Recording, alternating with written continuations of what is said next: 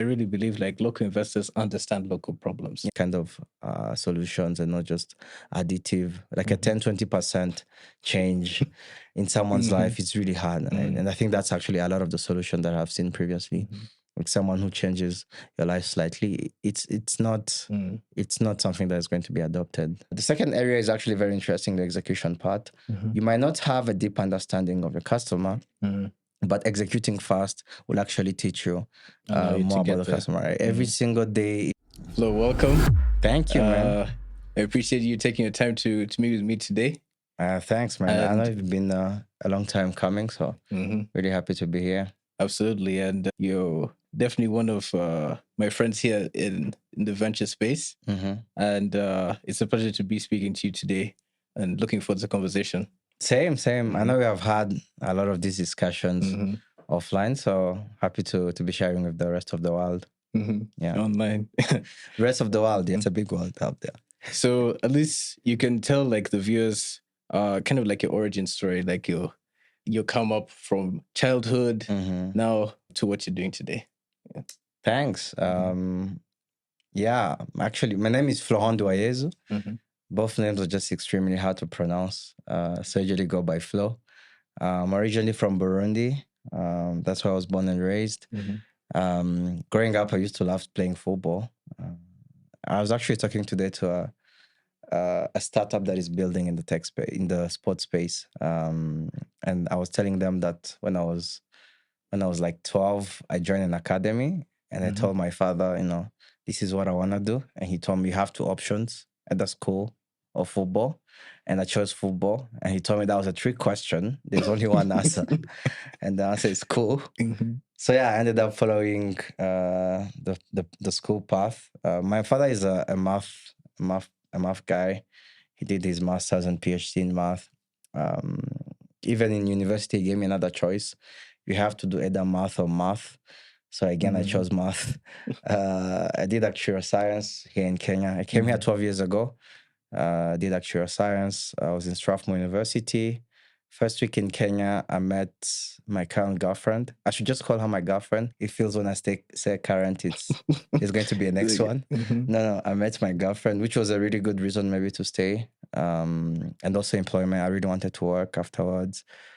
So yeah, and I've done a bunch of things during that time. We can talk more about it. But I was initially in consulting, mostly as fractional CFO for startups. And then I joined the investment space. I did debt investing. I did growth stage. Now I'm doing more earlier stage with FP Capital. Just two of us, a $10 million fund, investing across the continent, and also doing some angel investments here and there. It's been quite an interesting journey, but enjoying it so far. So yeah. That's good. How would you see your previous roles and even like coming now from Burundi into now here in Nairobi, Kenya? How do you see that like kind of like shaping like your the way you for what you do now, like at FP Capital, the way like you invest, the way you see opportunities? How do you think that has like informed your decision making? Yeah, it's a good question. I never knew about VC really. Every time I talk to people and tell them that I do VC, people don't believe me. They don't think this is a real job, which sometimes feels that it's not really a real job, right? So, yeah, I think it's an interesting journey, right? Which feels very interesting, really, because when I was young, I think I did a project when I was in high school, where I presented about Facebook. It was around 2011, 2012. Yeah, I'm not that young, as you can tell from the hair, which is already gone. I did a project where I presented about Facebook, and then I had a lot of questions from my classmates asking me, what is Facebook? How does it work? Crazy, right? Yeah, it's interesting to think that not many people knew Facebook back then, and how a 23-year-old, at the time I think it was like 22, 23, Zach, managed to build all of that, which got me in this like crazy research around the person. And I got interested in how such a young person can build such a meaningful thing. And I think I wanted to do the same. I tried not building Facebook, building some stuff when I was in uni. Yeah, horrible. went south. But I think that kind of also like showed me that I need to learn more about how to run a business. And I think that took me to consulting. Working with management consulting was very, very helpful, especially getting that proximity to businesses. I always say it's a very good way to learn how businesses work without truly taking the whole risk. You can advise and say one or two things, but if things go wrong, it's not you can't, you're not the main cause of failure, right? So that really gave me really good exposure, especially working as CFO for startups, covering the whole continent, traveling to very remote areas. I spent a lot of time in the Francophone side of Africa, so Senegal, Cameroon, even remote places like Mali, right? Which was really interesting to see that, coming from Burundi, it's not a very isolated place. There are also other similar kind of places across the continent. And I think that kind of like overall background gave me a really good view and helps me assess opportunities in the investment space, right? Always feels like a bubble when you're in Nairobi, when you're in these big cities. So it's always good to see what's happening out there. We always talk about how fragmented the African ecosystem is, the African countries are, right? Building a business in Kenya, building a business in Nigeria, two different things, right? So having been in those kind of places kind of helps to give you like an overall idea of how things are. I was actually in Sierra Leone last week, and it's just interesting to see how different it is from like a place like Nairobi. It's still a bit younger. Ideas are still out there, but it's very nascent. Innovation is everywhere. I think that's also another key takeaway. Innovation is everywhere, especially where resources are scarce. People are always innovating and finding very innovative solutions, and that really pushes you to think through, your usual comfort area. And I think that's what kind of like my background has kind of helped me to think outside what I usually consider the norm.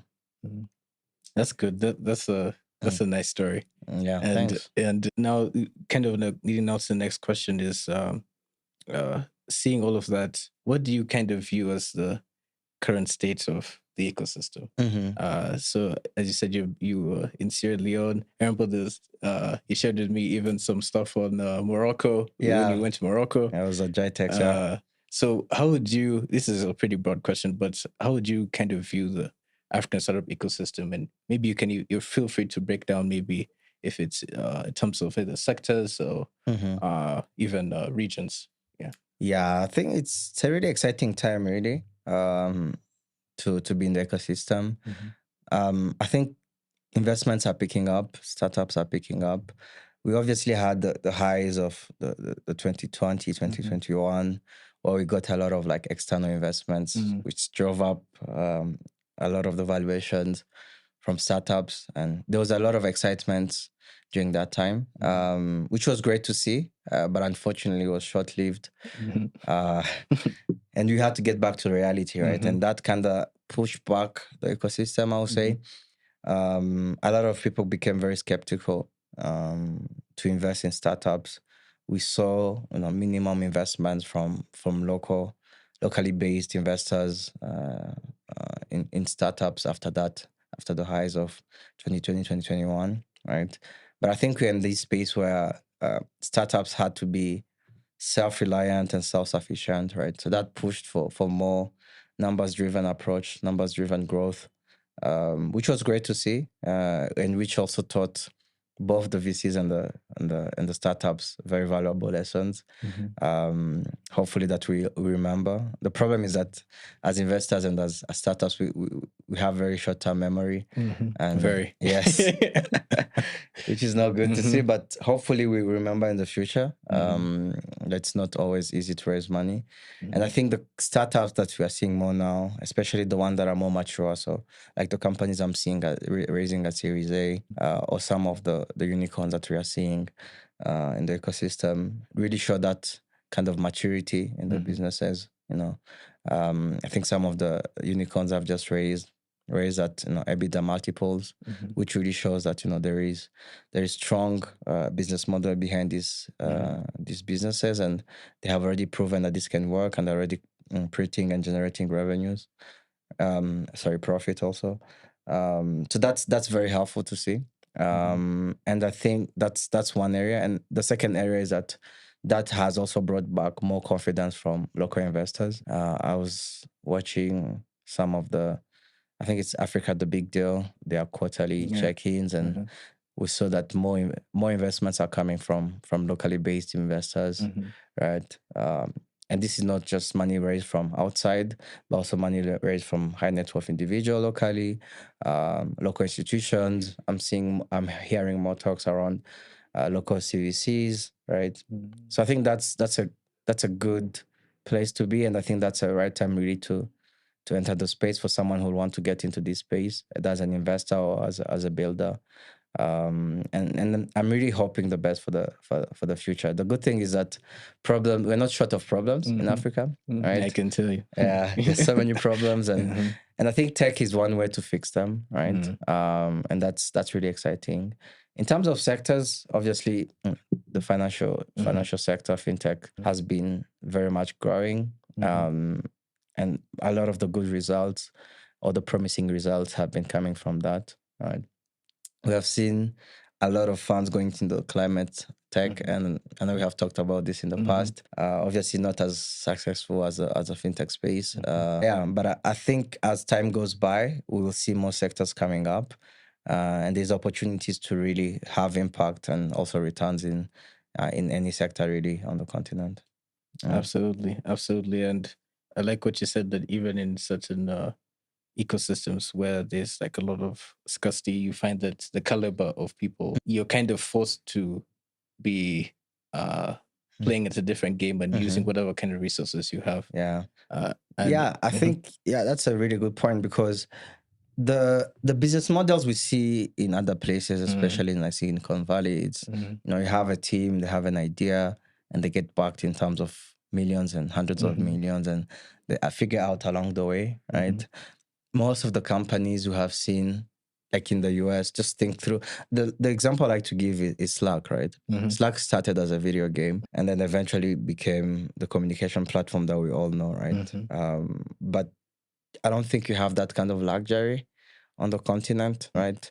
It's really hard to pivot. You don't always have the resources. You don't always have that time to pivot and try different things, right? So, I think from day one, the entrepreneurs on the ground have to be very much focused on the customer and find valuable and solution that are actually solving pain points, right?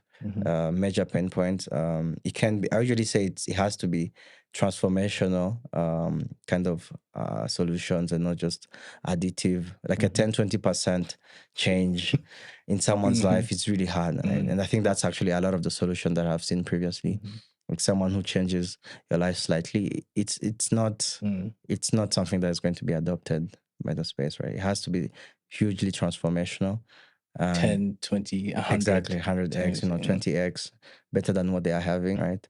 And I think that's where the ecosystem is going, and I'm happy to see more of that. Absolutely. And even you can also, I think it's also an exciting time to invest, because if you study like venture returns going all the way back to when those of like Sequoia were starting and stuff. So during turbulent times, or coming back from tough economic periods like recessions, etc., that's when you tend to see very good vintages, and I like that example of Slack too. Yeah, exactly. Yeah. The right time to build a company is anytime, but it's always not encouraged, but it's always good to see like someone building, especially in the difficult times, from both the entrepreneur and also the investor's perspective. From the entrepreneur, because you have to be self-reliant from day one, right? So you become very resourceful, and from day one, and try to find solutions where money cannot just fix the problems. You can just throw money at problems. You actually have to fix solutions from day one. And from the investor kind of perspective is, the valuations most of the time are quite interesting and quite affordable, right? So you're able to give yourself some wiggle room, some margin of safety, so that if something happens, there's even an okay kind of exit. Is still a good exit for you, right? And I think that's what we should be aiming for on the continent. It's going to be really hard to have the 20, 30 million, billion type of exits on the continent. I think it's possible, right? We have the numbers for it. We have the population for it. But I don't think enough capital has been invested yet to kind of, aim for those kind of highs, right? So I think we need to be more realistic about the kind of exit we can achieve here. And that now comes back to the point of how much should you invest at the beginning, right? So you really have to come in quite early, and also, at quite reasonable valuation, so that you're able to at least aim for an okay exit. And I liked what you said, like even with how more local investors are investing, because I really believe like local investors understand local problems. Yeah. And they won't be investing in companies which are like, as we saw in 2021, building nice to haves. They're building must haves, things that people really need and solving a real big pain point. What do you think are some of the things that maybe investors in general, both you can say locally or globally, I mean, this is still a very young ecosystem. What do you think are some of the things they misunderstand, or some of the things that they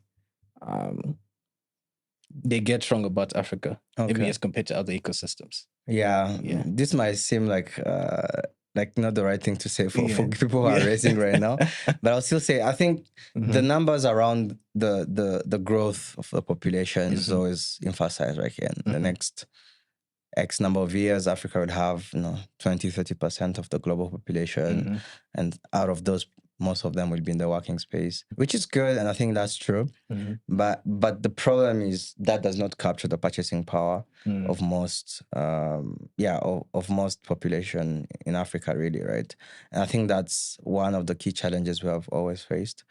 The solution that we are building, right, are not always affordable to people we are targeting, right? And that kind of leaves us, or what I have seen, it leaves the founders or the builders actually to tackle like a really small ecosystem. So most of the time, the middle and upper income, which, as you and I know, is a really tiny portion of African population, right? So I think that's one key difference that I have seen, right? We really need to ensure that I actually like B2C business models. Right now, after the that's actually quite contrarian. A lot of people, B2B is very. I think it's a safe kind of investment. It's safer. It's not safe and it's not easy, but it's safer than B2C. But the exponential results are always in B2C, right? Like think about the Facebooks of the world. If you're able to apply a solution to a big mass of people, that's where the results are.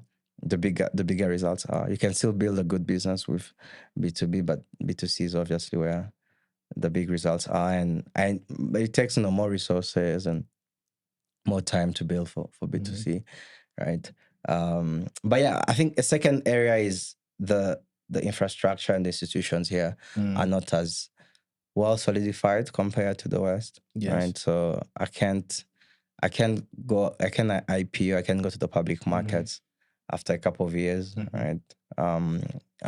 Wiz, which just got acquired recently for 32 billion by Google, was planning to go to IPO in the next 1 or 2 years, right?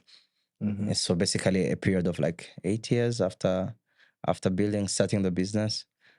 It's not, I don't think that it's really hard to have such like path from zero to like IPO after a couple of years on the continent. Even the stock exchange markets we have here are not yet mature enough. The liquidity is not there yet, right? The M&A facilities are not as established compared to other places, right? So the institutions are not well established compared to other countries and other regions, and that requires to be very resourceful and creative around how how you're going to justify these exits, right? And as you and I know also,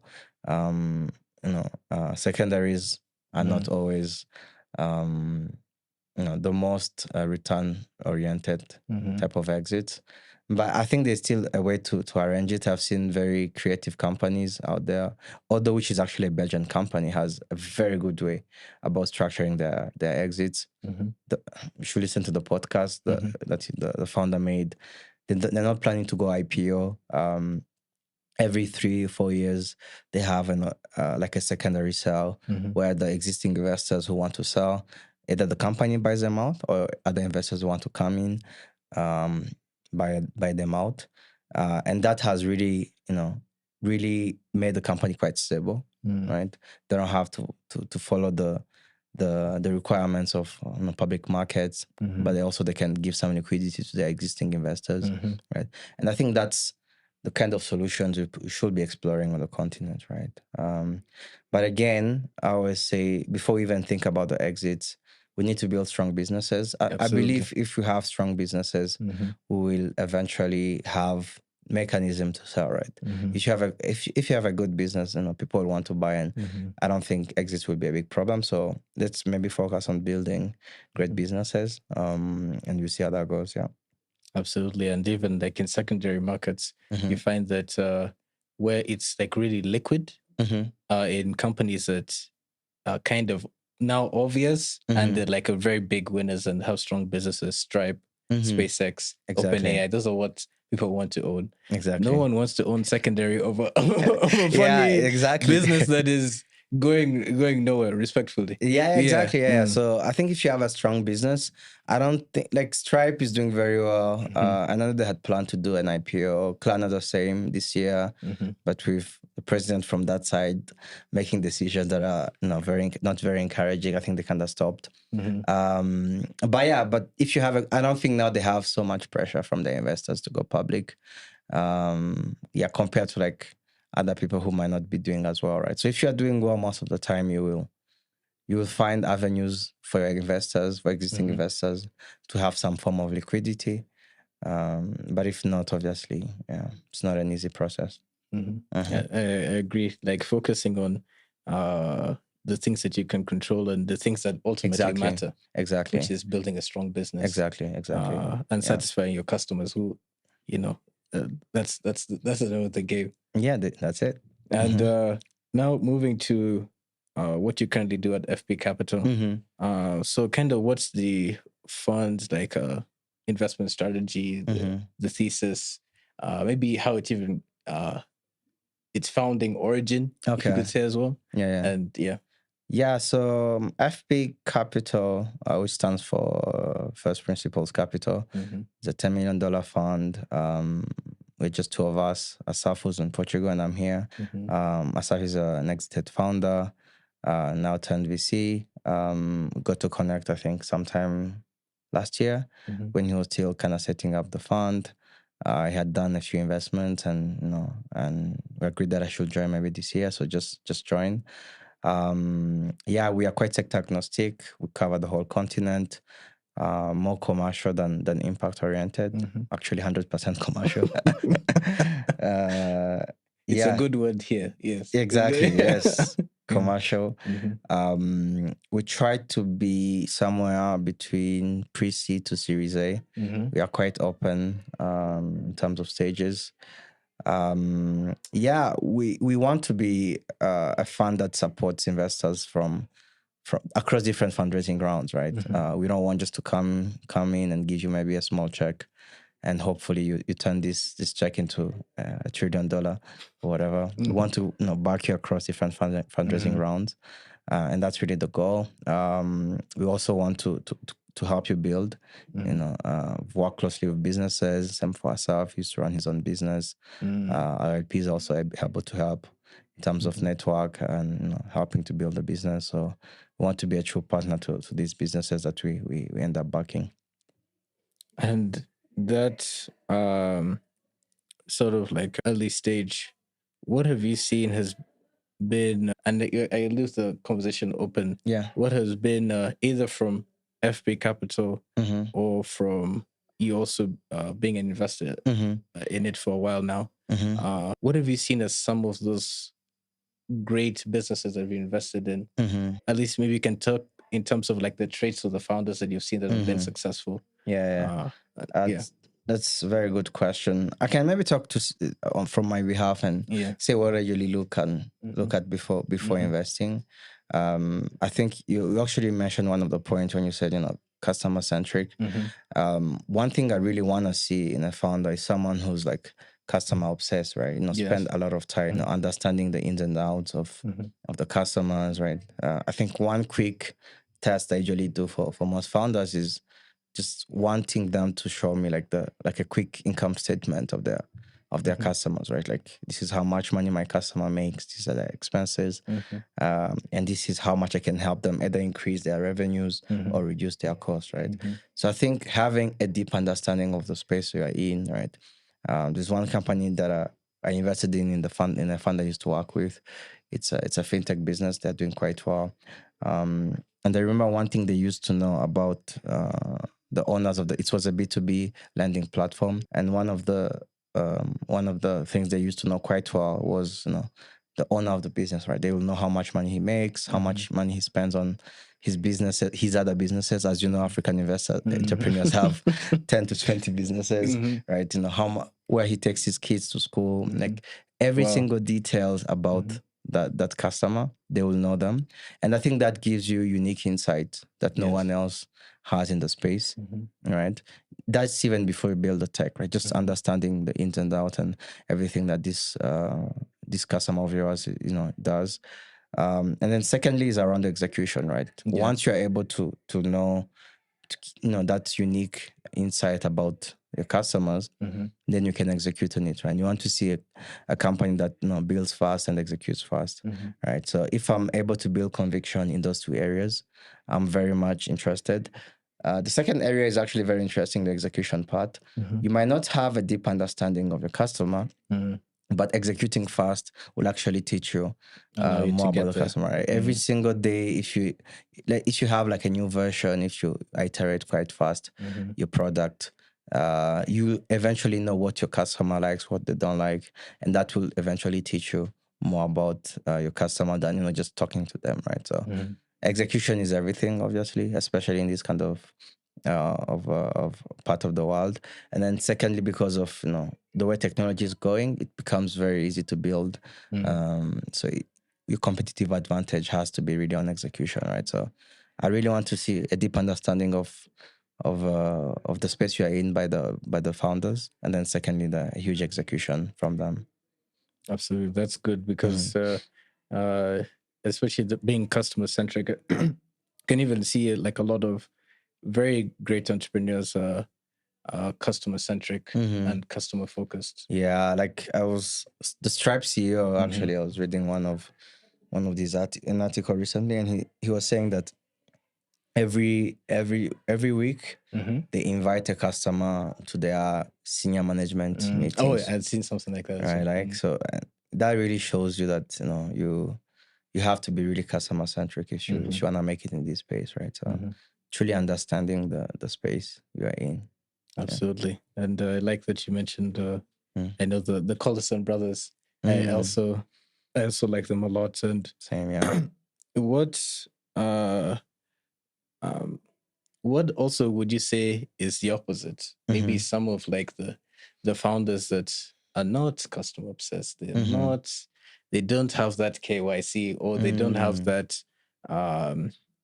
as you said, like that execution part. Maybe what are some of the pitfalls that they tend to fall under? Yeah.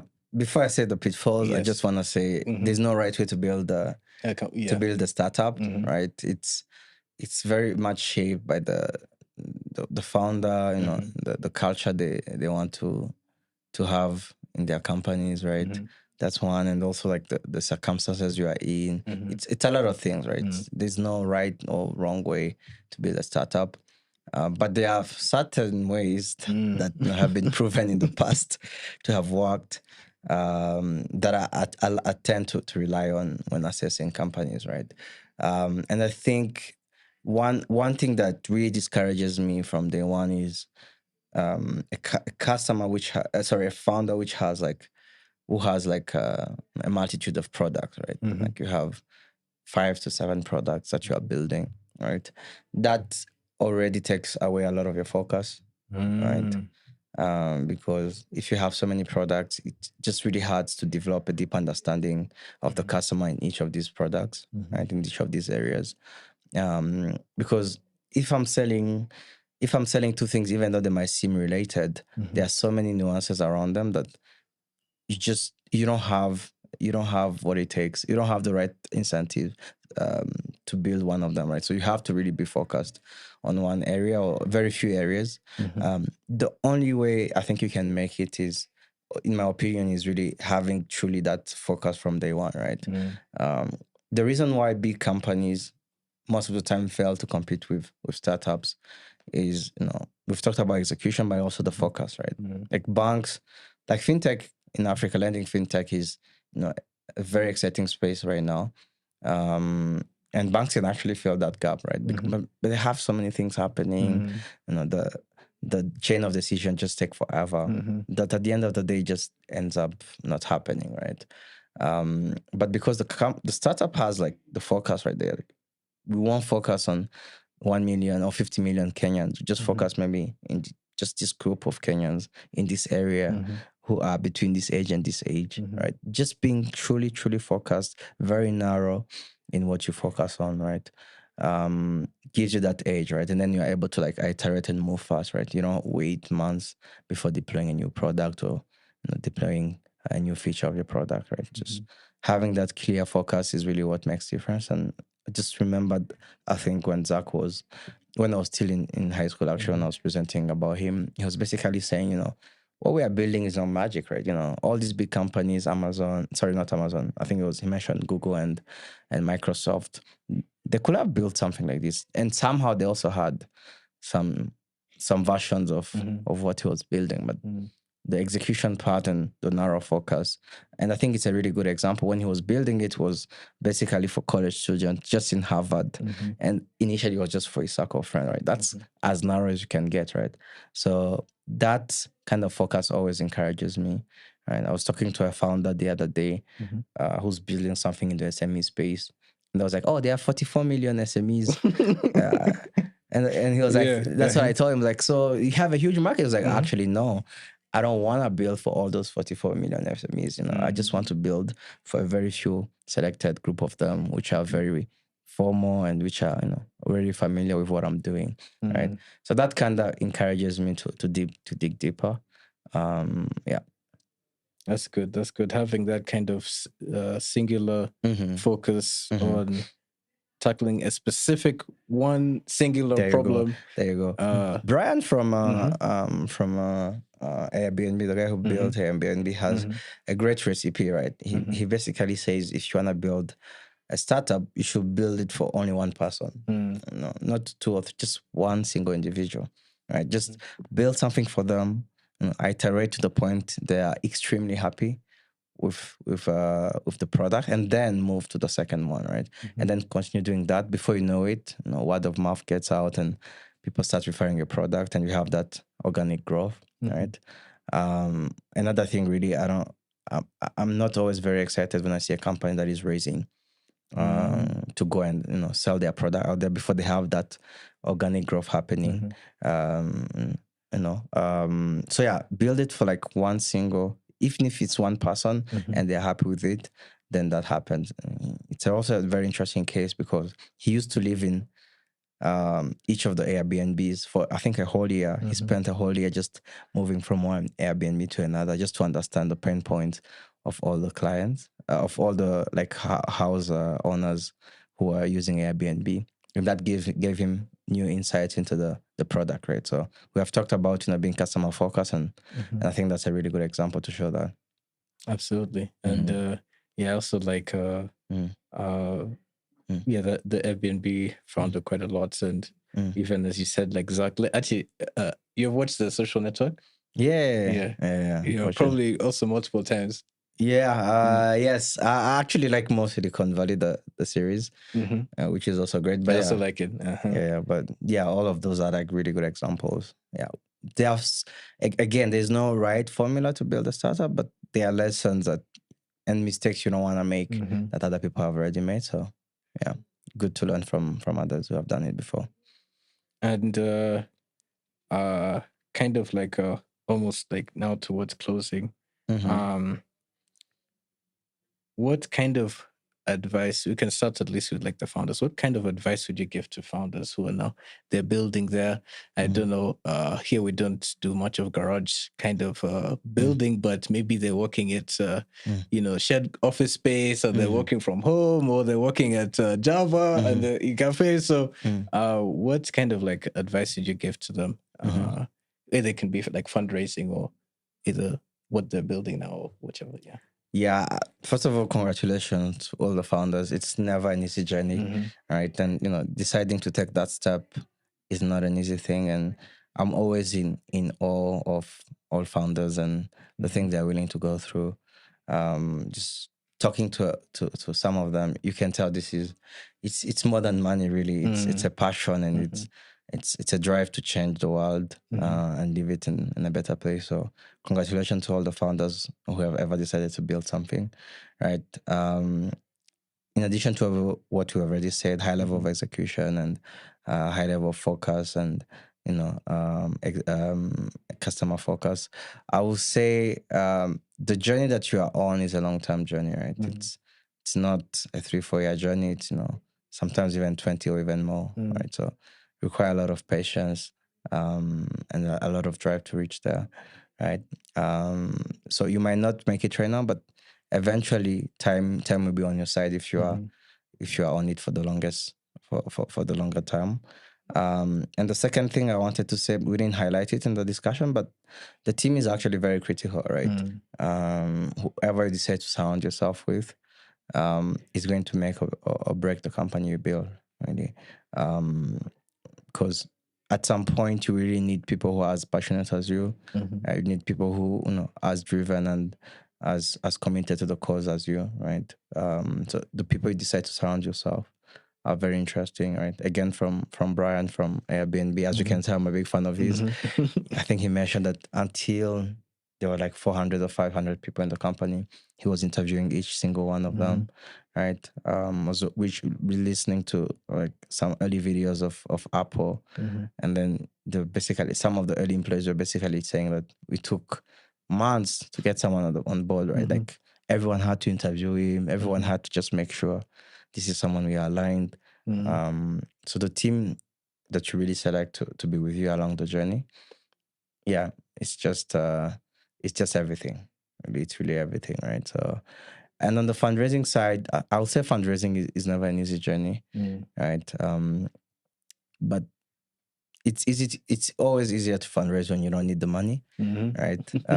When things are going well, that's when you find it easier to fundraise. That's one. And then secondly, I will say, the more you focus on your business, the more frictionless is fundraising, right? Yeah. So if you really have good numbers and if you really have a good understanding of what you're building, you will find that the fundraising journey becomes easier, right? But if you're fundraising to build a business, then it becomes a bit tricky, right? So yeah, always encourage businesses and founders just focus on their customer segment, and then eventually things will align. Yeah. I like what you said, like, because really, like the team you build is the company you build. 100%. And especially those first few hires, let's call it like 10, 50, whichever, those end up also hiring other people. And, you only want to build an A+ team. 100%. I mean, we like football, so we want to build Ballon d'Or worthy, MVP worthy kind of team, right? Yeah. And even I like what you said, like, for example, I know, and it seems that it's kind of it's shared among like many of the great startup founders. I can find like with Elon Musk, his first at SpaceX, he interviewed all the first 3,000 employees. Can you imagine? Not really I mean, it's quite tedious work and not 100% scalable. Yeah. But I mean, we now know what SpaceX does. Yeah. There you go. There you go. Perfect. And what kind of also advice now do you have for the other investors? The investors. Yes, as well.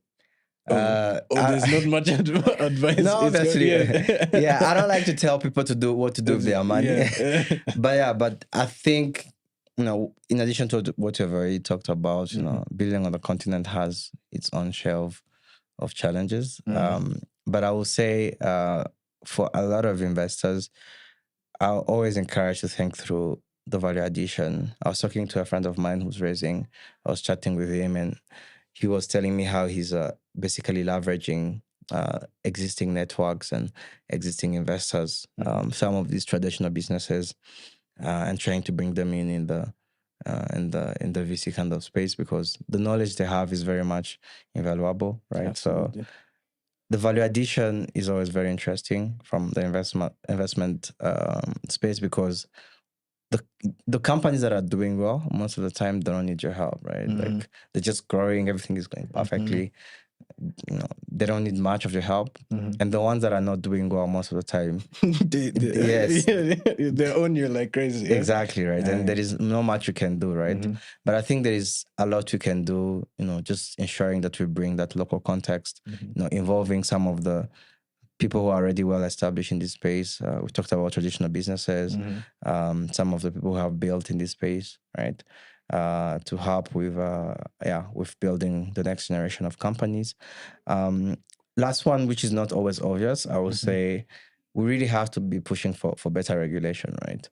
Absolutely. Yeah, it's really everything. Once the ecosystem is not built, once the regulation is not favorable, it's just really hard, right? And I think that's something we tend to forget as investors, right? It's like, if I have a good company, they will figure it out, right? But it's not that easy, right? If I can see a lot of exciting times in crypto right now.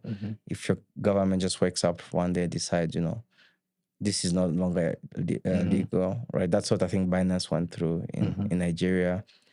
Just some friction with government, and I think we can play a bigger role, in shaping the right regulation and laws that support our companies. Yeah, absolutely. In fact, what's interesting is that I texted this guy who is a multi-stage VC based in the US, and I asked him, what are some of the reasons or fears that investors have investing in? Actually, I said emerging markets.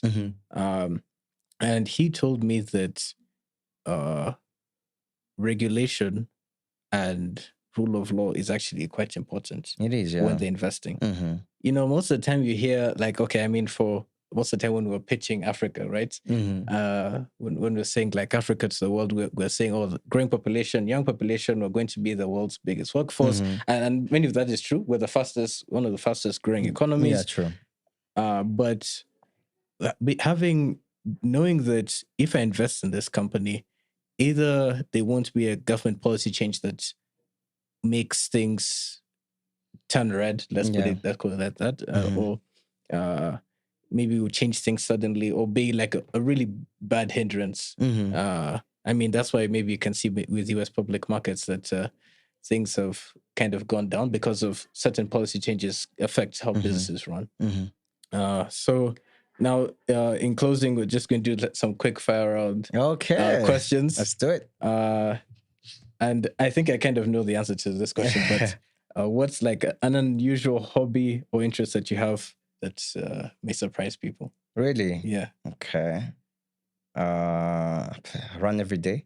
Is that a hobby? I run every single day. So I exercise every day, yeah. Morning or evening? No, first thing. Wake up, exercise. Yeah, that's the first thing I do.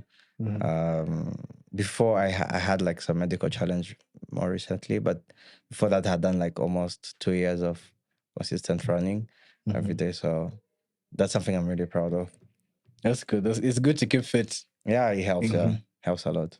And what's the most ridiculous or funniest pitch you've ever heard from a founder? Pitch? Yeah. I have a great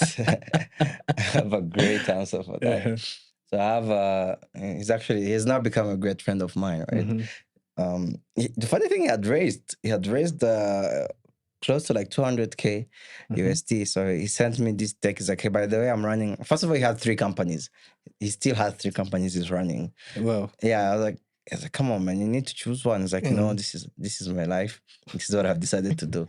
So one of them he sent me and he said, and the first slide basically said, my co-founder is polygamous, right? He has 2 wives, and it's such a pain for him to buy a house for each of his wives.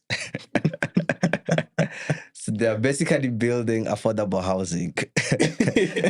And the initial market is for polygamous people. And he had raised, I think, 100K for that business. Really? Yes. I was like, I don't know how you're doing it, man, but this is amazing.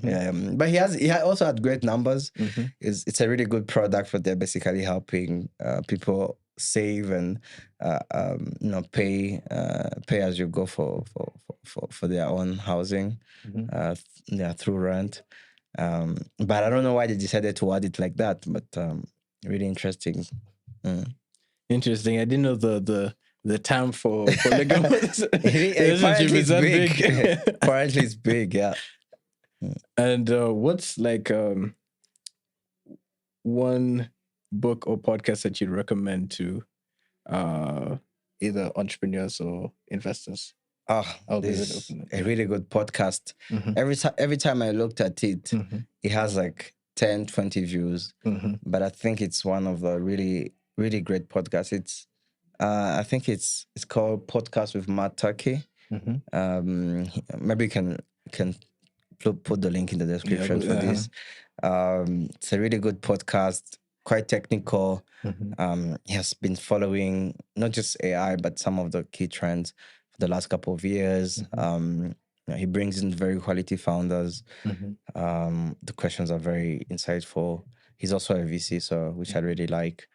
I think it's really nice. There's also one person I usually follow on X. He does a lot of podcasts, but he doesn't have his own podcast. It's called Tomasz Tangas. I like him as well. Yeah, very data driven. Yeah, he's really much data driven. I don't always agree with everything he says, of course. But I think I like his methodology and his way of thinking. He has a really good newsletter also. But he also has many podcasts he has done with other people, right? So that's really good. And those really the traditional ones, like not the traditional, the most common ones. So 20VC, I think 20VC is really good for the vibes. I like how he it's like a very well like relaxed, and the founders don't have such pressure. It's not like you're attacking the founder or you're questioning some of their decisions. So it's very founder friendly. 20VC is a good place to start, but it's very much high level. But Matt is really amazing, man. I really love his content and what he does, and he has been very productive in the last couple of months since the beginning of the year. So you won't get tired. There's a lot of good content there. Is there also like a book also that you'd recommend, at least in general? As well too? So I always shout out the writer of what's her name, Power Law. Actually, I met him. It's very interesting. Yeah, I met him at Caleb Tech Safari event.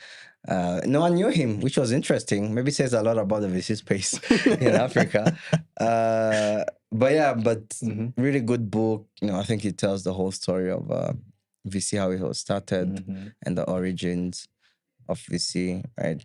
There's another really good book. I can't remember the name. It's like a biography of person they used to call the general, who's like the founder of VC, which I just read.